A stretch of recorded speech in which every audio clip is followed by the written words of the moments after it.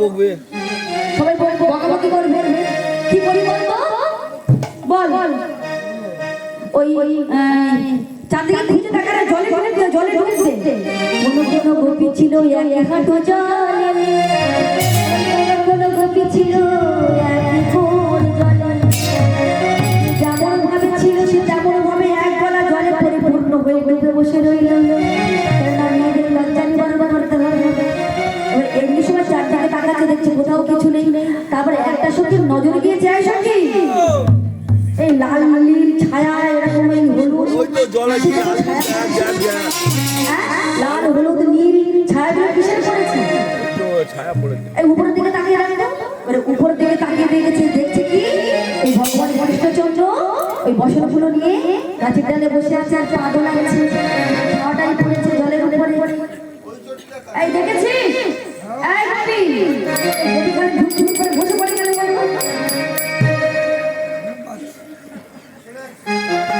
বলছে শোন আচ্ছা উনি চলে গেলে হয়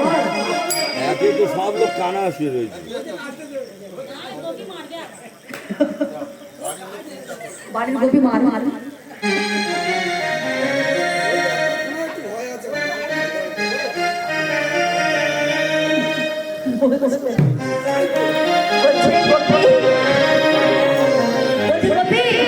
এই শোন ওই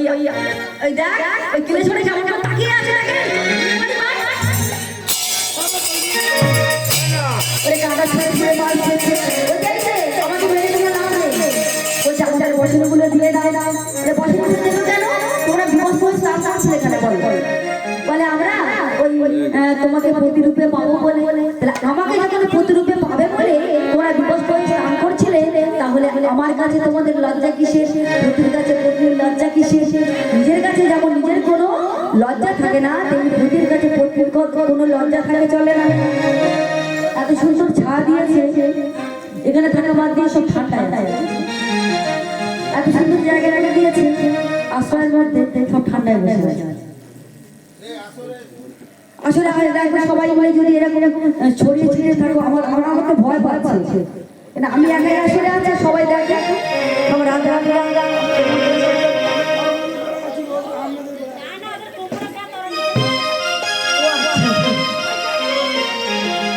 বলছে ভগবান আমাদের বসনগুলো দিয়ে দাও ভগবানের বলছে বসন কিছু দিয়ে দেবো না নিয়ে যাও ওর গোবিন্দটা কি বলছে বলে ওই বসনগুলো দেবে না তো ঠিক আছে কি করলে দেবে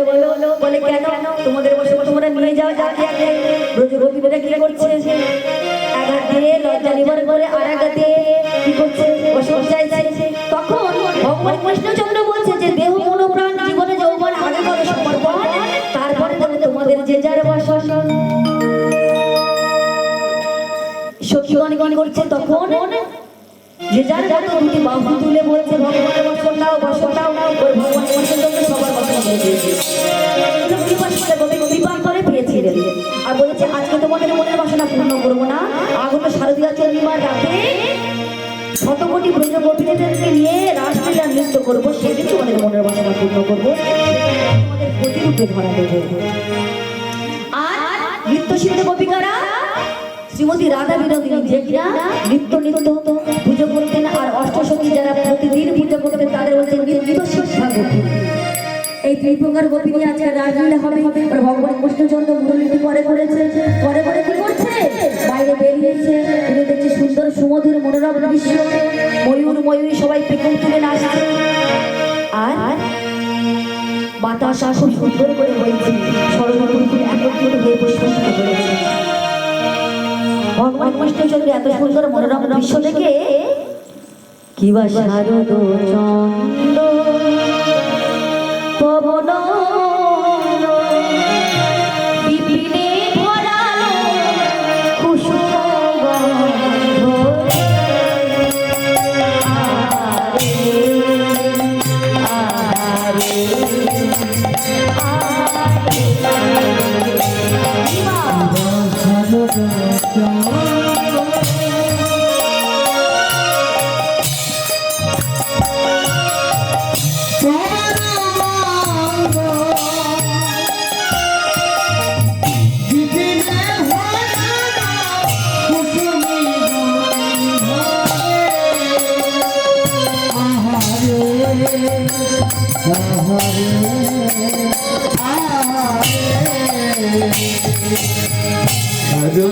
চন্দ্র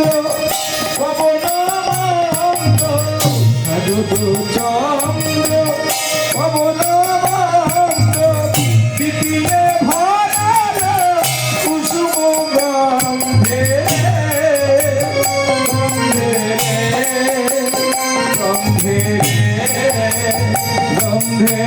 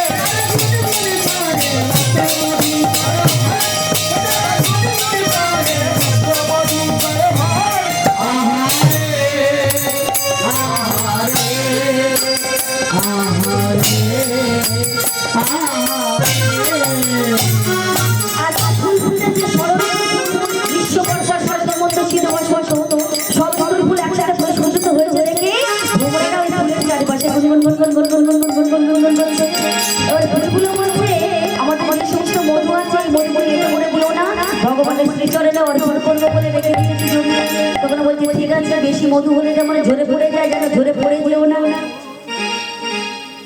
এবার কি করেছে মুরলিটা নিয়ে, কি বা মুরলি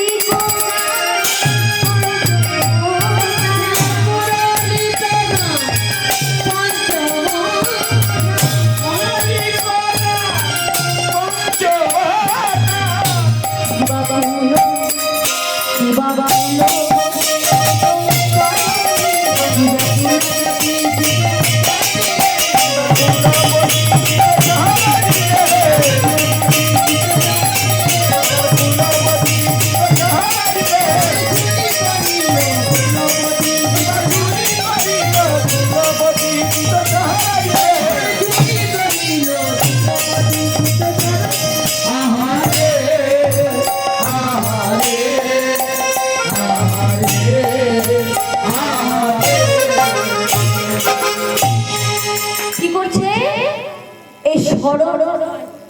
এই যে পঞ্চম টানে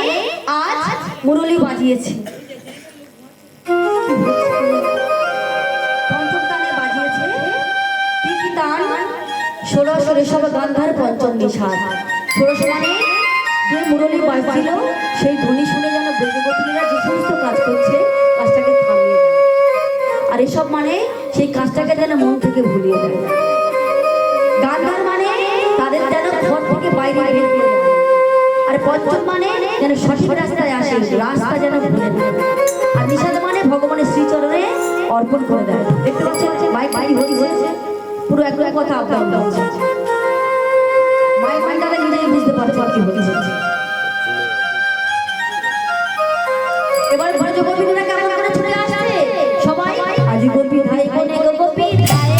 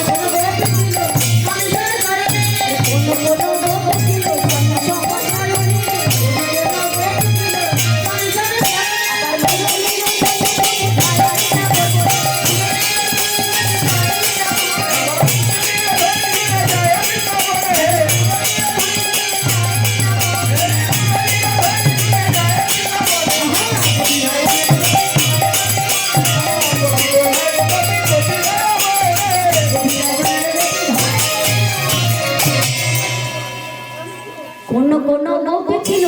দুঃখ জানে, কোন কোন গোপী ছিল দুঃখ জানে,